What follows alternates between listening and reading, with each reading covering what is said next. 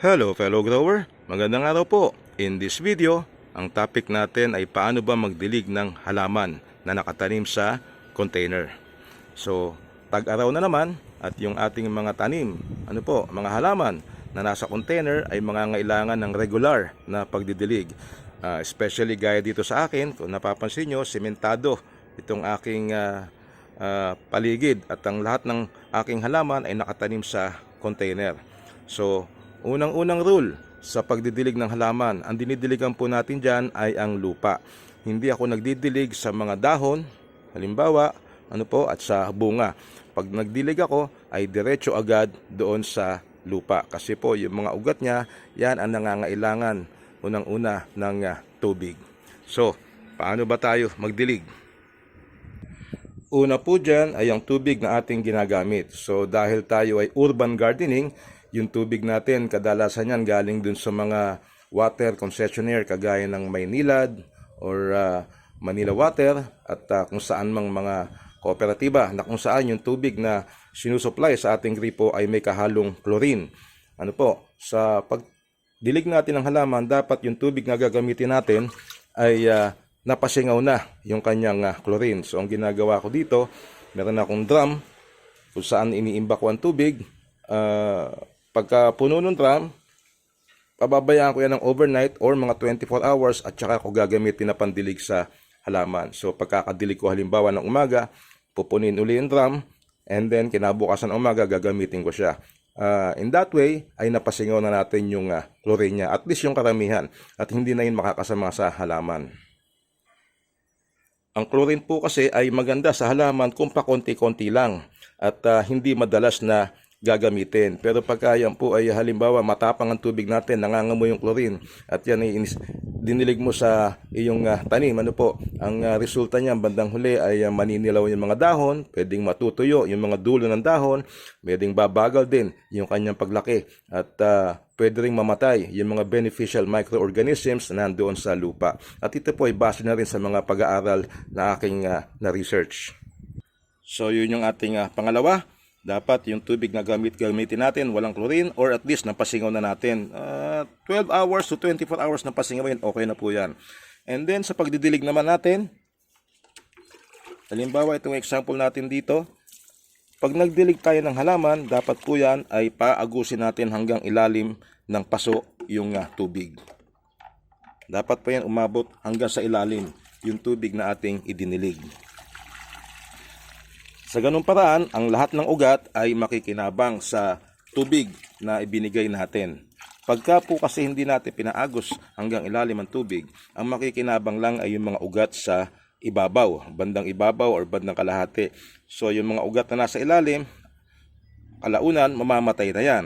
So magiging mababaw ang mga ugat niya, puro nasa bandang itaas lang. Mas maganda na yung lupa mo ay medyo buwaghag para mabilis siyang mag-absorb ng tubig. So kagaya nito, yung lupa kung ito ay may halong ipa ng palay. Pero yung ipa ng palay kasi, after a few months, ay madudurog na rin niya, makocompose, magiging parang lupa na rin.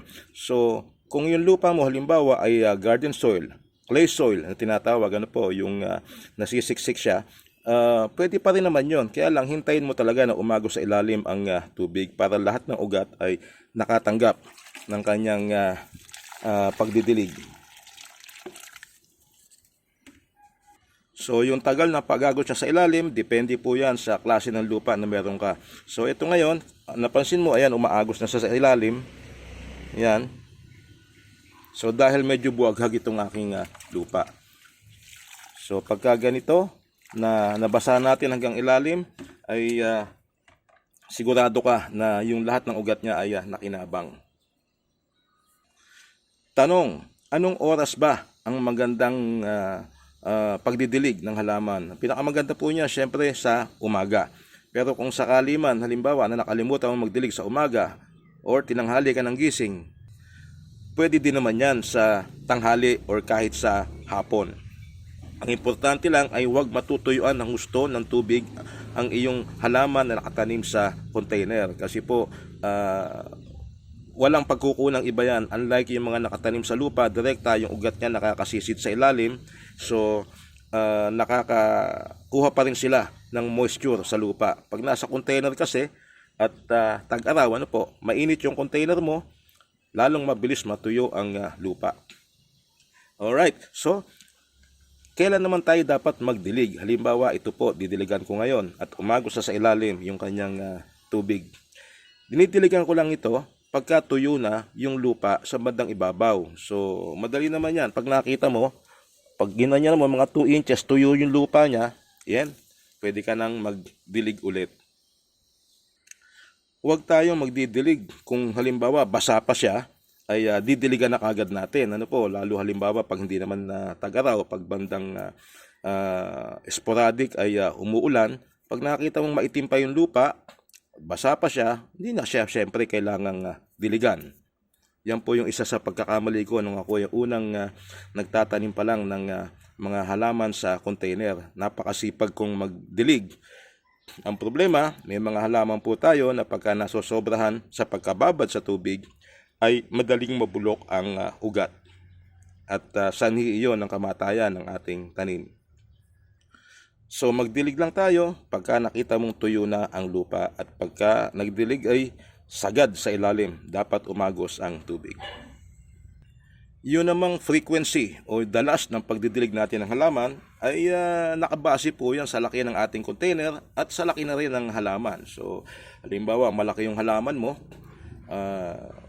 at maliit ang container, so mangangailangan ka talaga magdilig araw-araw niyan. Pero kung malaki naman ang container mo at hindi naman kalakihan ng inyong tanim, ay pwedeng every other day, every 3 days, magdidilig ka. So depende rin po yan sa volume ng lupa at sa laki ng halaman.